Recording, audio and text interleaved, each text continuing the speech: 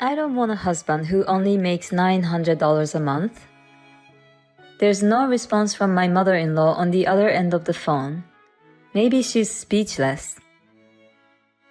Hello, the mother of a man who only makes $900 a month? What are you talking about? I'm saying that Aaron makes $900 a month from his part-time job. I think you're missing one zero. No, I'm not. It's $900 a month. My name is Maria, a 29-year-old housewife. I married my husband Aaron 5 years ago, and we live together in an apartment. We have no children yet. We're not a wealthy couple, but we live a decent life. We live stress-free, doing the work we both love. It was about 6 months ago that a dark cloud began to loom over our peaceful life. My mother-in-law, who lived nearby, demanded that she moves in with us. No matter how much we tried to explain to her that we couldn't live with her, she wouldn't listen to us. And to my surprise, before I knew it, my husband was taking her side. This made our relationship deteriorate quite badly. And then my husband took a terrible action. Since my father-in-law passed away a few years ago, my mother-in-law has been living alone at her house. She was doing fine, but began to press us that she wanted to move in with us because she didn't feel comfortable being alone. But that's not the real reason. Her house was getting old and falling apart. It would have to be renovated to make it a comfortable place to live. But my mother-in-law didn't want to pay for it, so she came up with the idea of moving in with us. That way, she wouldn't have to pay for it. However, when we got married, he promised that we would not live with his parents. My in-laws' house is a 10-minute drive away.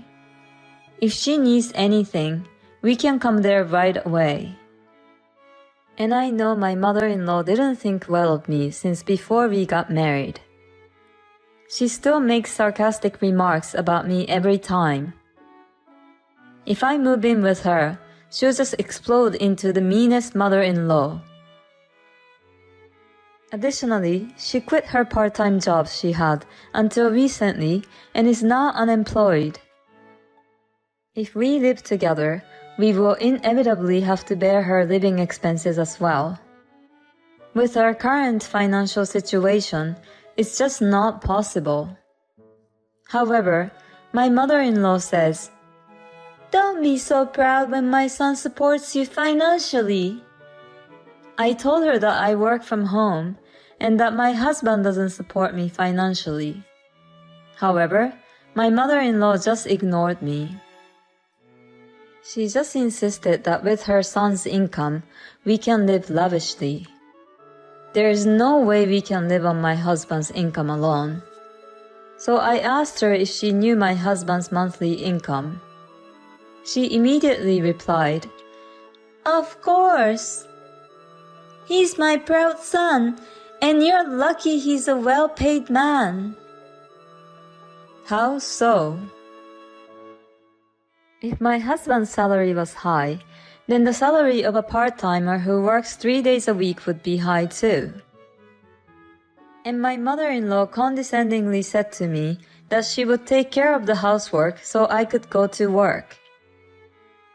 You can't even finance well when my son makes so much money. You're a big spender, aren't you?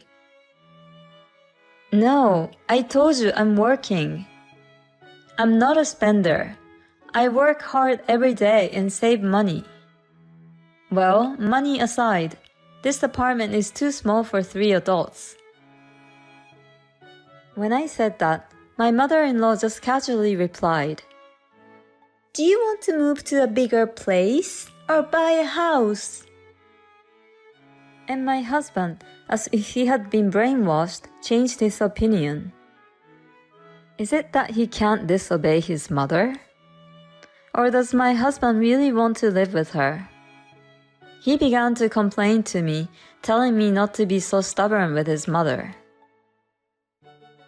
He even said something that made me deeply wonder about him. It's more fun to live with my mother, isn't it? What? She says she'll do the housework for you. It'll be easier for you too, Maria. My husband is totally on board with the idea of moving in together. What should I do? I was completely at a loss. I resisted as long as I could, but my husband decided to take desperate measures out of frustration. He moved out of the house while I was gone for the day. When I came home at night and noticed that his belongings were missing, I immediately called him. Where are you? All your stuff is missing. Yes, I moved out. You never agreed to moving in with Mom, so I just went ahead and bought a house. Bought a house? With which money? Hello? It seems my mother-in-law took over the phone. That's right. My son and I will live in the new house for a while. We may live with you when you've had time to think it over. You probably can't even afford the rent there on your own. You better be sorry. Okay. Well, excuse me. Hello?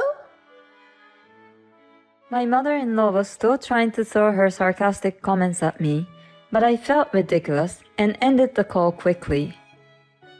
They bought a house? Of course they're lying. There's no way my husband and mother-in-law could afford to buy a house with their financial resources. I don't know where they are, but they can do whatever they want. In fact, I can live on my own without my husband, and I can afford to be on my own financially. I was paying the rent with my own money to begin with. So I have nothing to worry about even if my husband is gone. I started to seriously consider divorce. A few days later, I received a call on my phone. Hey brother, Tom. Long time no talk.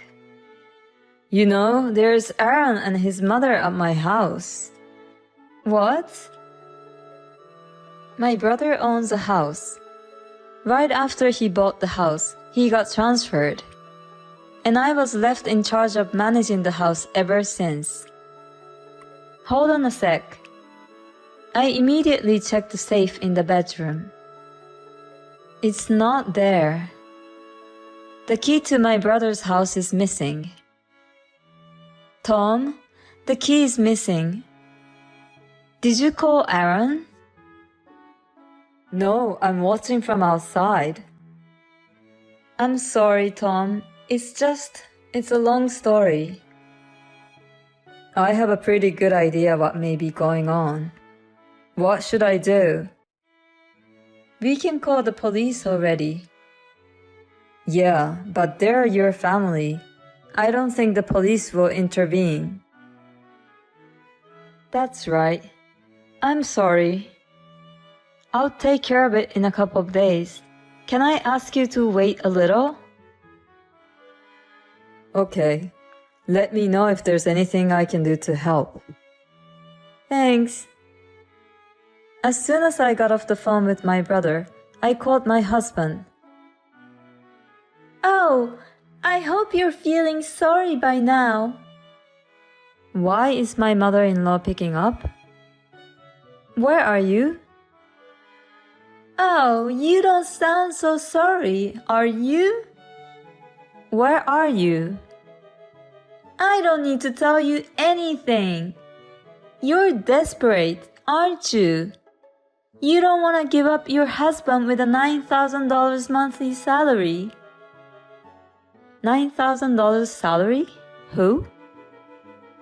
Of course, it's my son. A son with enough money to buy such a splendid house. Ha ha ha ha ha. I couldn't help but burst out laughing. What's so funny? Aaron said that if you don't listen to him, he's willing to divorce you. I see. Then divorce is fine. How stubborn are you? If he dumps you, you won't be able to do it on your own, will you? Of course I will. I don't want a husband who only makes $900 a month. There's no response from my mother-in-law on the other end of the phone. Maybe she's speechless. Hello, the mother of a man who only makes $900 a month? What are you talking about? I'm saying that Aaron makes $900 a month from his part-time job. I think you're missing 1 zero. No, I'm not. It's $900 a month. When I asked Aaron about his salary, he said around 9. Yes, that's right, around 9.